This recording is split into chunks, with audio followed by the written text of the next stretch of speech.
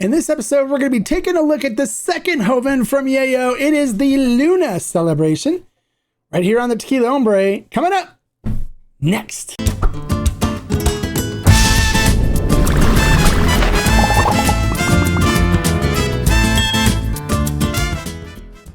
Hello and welcome to this episode of the Tequila Hombre, where today we're going to be taking a look at and doing a tasting review of the second Joven that's being released by Yeyo for their new Joven collection that's coming out. And it is the Luna Celebration. This is the Moon Celebration. Now, if you didn't see it, I did do last week, I did do a review on the Soul Celebration, which I will post the link in the description. So if you want to watch that one, you can watch that one too. This is the Luna Celebration. Soul is sun, Luna is moon. So we're going to go ahead and take a look at the box and the packaging on this. The packaging they did is really good. This is the Luna looks like this, and the Soul looked like that. See, it's kind of nighttime versus daytime. So really nice packaging and really nice design on the packaging on these, which is great. And then this one says, siempre nuestros recuerdos. Recuérdame. All right. Sorry. Had a little Coco flashback. All right, so what is different with the Luna Celebration versus the Soul Celebration? The Soul Celebration, the Sun Celebration, is a Joven that they took a Blanco that was aged in apple cider casks and then blended it with Blanco, where this one for the Luna Celebration is peach wine casks that they aged the Blanco in and then blended it with Blanco to create the Joven that is the Luna Celebration Joven. Now, somebody had asked and commented on the previous review about what kind of wood the barrels are, and I checked with the brand. Both of them are American oak wood. So like I said in the other one, you know, the way they make the tequila is done properly at 1414. It's Sergio Cruz, where they grow the agave there on their ranch, it's a state grown agave. They cook it in a brick horno. They use a roller mill to extract the sugars from it, and then they ferment in stainless steel tanks with Mozart music being played. After fermentation is complete, then they twice distill it using copper pot stills. And then this is 43%, so it's 86 proof. And this was, the cask was peach wine casks where they blended it then with Blanco to create the flavor profile that they want. Now, somebody had asked too about how long. I don't have any details on actually how long, because with them, they could have just selected different barrels that were aged for different periods of time and then blended them to get the correct flavor profile that they wanted. So a lot of times that's what the places are going now, because you never know how much time something's going to need in the barrel in order to get the flavor profile you want, because of the state of what the barrels are in when they get them. So that could change. So I didn't ask them about exact time, but typically they're not all aged the same. Normally it's, you know, if they get something and they like the flavor profile of it, they'll pull it and then they use that particular barrel. All right, so let's get in the tasting portion and let's see what the Luna Celebration is all about. All right, so getting into the tasting portion, that's a big thing that a lot of people don't understand. They think, you know, because the bourbon mentality, with bourbon, they use new barrels. So, you know, they get really good quality barrels from the beginning, where with tequila, they use a lot of previously used barrels. So they're in all different types of condition, depending on what they were used for and how long they were used. And so time really doesn't mean that much. It's more because sometimes you'll get a barrel that's in better condition than others, and it doesn't need to be in the barrel as much time to have as much impact on the spirit as another one that has been used for a longer period of time for whatever it was aged for before, and a lot of the stuff's been taken out. So you never know what kind of quality you're really going to get with the barrel. So that's kind of the big thing, is where time really doesn't matter. You let the tasters and let the master tequileros do their tasting to determine what they think is best for what they're doing. So that's kind of like what they do. All right, so let's do the tasting portion of this. Peach wine. I'm not a big fruit wine person typically, so I tend to like grape wines better. So, you know, if it's a Cabernet Sauvignon or something like that, I probably would be more excited about it. But let's see what we get from a peach wine. Never had a peach wine before. I've tried like raspberry wine. I've tried blackberry wine. And I wasn't a big fan. I like grape wine. Grape wine's the best in my opinion. All right, so looking at it in the glass, it coats the glass beautifully. Look at the legs and tears on that. So it's got a nice viscous mouthfeel to it. Look at that. They're just starting to break there. So nice viscous mouthfeel to it. Look at that.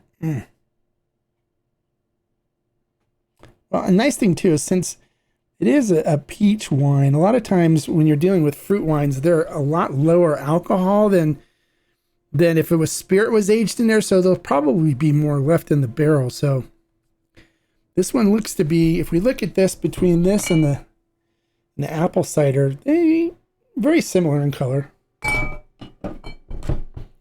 Maybe a little darker on the peach wine one. A little darker, looking at them side by side. All right, let's see what we get on the nose on this.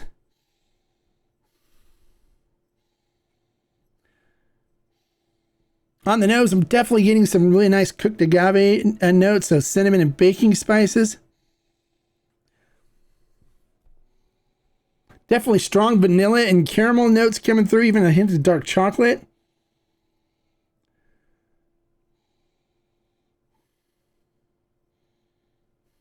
Little hint of like dried fruit, like apricot coming through. Cherry. It's got some nice wood notes from it. I'm not picking up like peach or anything like that, which I do love. I do love a good peach. It smells really nice. It smells more just like an American oak aged tequila, and it smells more like a tequila that's aged in a newer American oak barrel. It smells really nice though. Okay, so it's good on the nose, good on the eyes. Let's see how it is for the tasting portion. So this is the first sip of tequila for the day. So let me acclimate my mouth to 43% alcohol by volume tequila. So just give me a second here.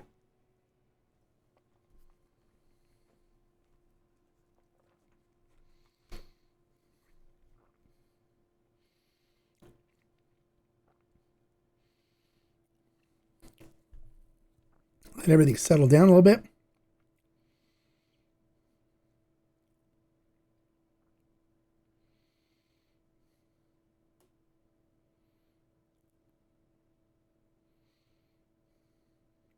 All right. Salud.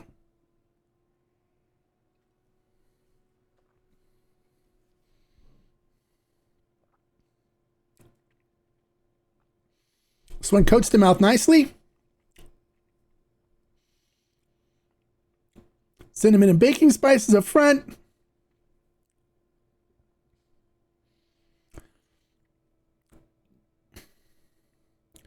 This one's got a lot more anise, like a ton of anise, like black licorice bitterness that follows. Wow, there's a lot of anise, a lot of black licorice notes coming through on this right now. I'm not a big black licorice person, but if you're somebody that likes like Good and Plenty, the black licorice, anise kind of notes or fennel, you're gonna love this. Very rich in black licorice notes. It just kind of overwhelms everything from the beginning. Wow, there's a lot of anise notes in this. That's crazy. Let me see, hold on.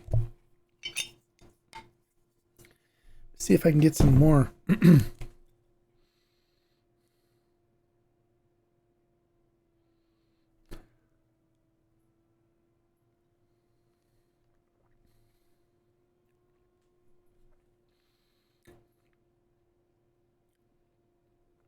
Starts out with this.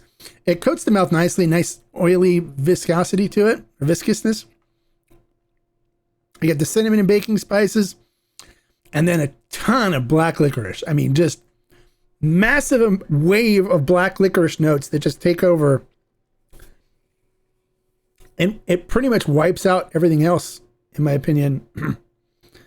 I get a little hint of vanilla in there, little hint of caramel, some cinnamon on the tongue, but this just this massive black licorice note. So if you're somebody that likes black licorice, anise, fennel kind of tasting notes, you're going to love this. This is going to be right up your alley. Unfortunately, I am not somebody that likes that. But I don't find anything else wrong with it. It's just more of a flavor preference, in my opinion. Really strong black licorice fennel notes. Really strong.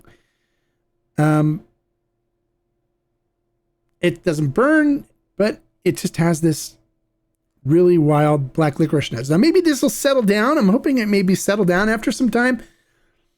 But on the first taste, I'll come back and visit it and let you guys know later if I think that the black licorice note has gone away. But for right now, I actually prefer the Sol. I prefer the Sol over the Luna. I like the Sol a lot more. It doesn't have that black licorice anise kind of note to it. So how would I rate this one? I'd give it 3 agave. And it's more of a flavor preference than a quality thing. It's just not up my alley. But the nice thing is they did 2, so you get a choice. And I would buy several bottles of the Sol. The Luna is not for me. The nice thing I like about this, and that's good, is they're completely different. They're different flavor profiles. So if you don't like one, you have the other to choose from, type of thing. So I recommend the Sol. The Luna is not in my wheelhouse. So well, there you go. If you liked the information shared in this video, make sure you click the thumbs up and give it a like. If you're new to the channel, bienvenido, welcome.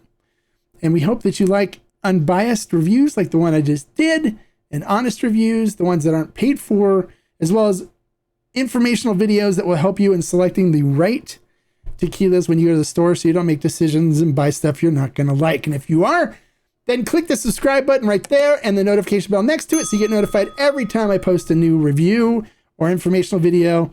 And so you can come, you can learn, you can comment and be part of the Tequila Hombre community, which we have a lot of great people that are part of this community. And until next time, like I always say, life is too short to drink bad tequila. So hey, if you're looking to pick up one of the Jovens, I recommend the Sol. Salud. Bye, guys.